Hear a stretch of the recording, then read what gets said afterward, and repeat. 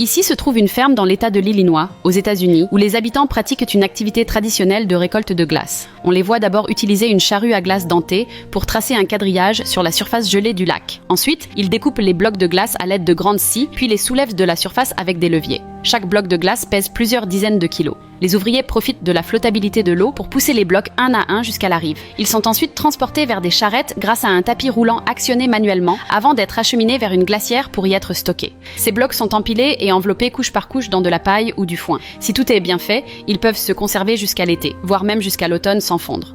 De plus, tout le processus de récolte de la glace est presque entièrement réalisé à la main.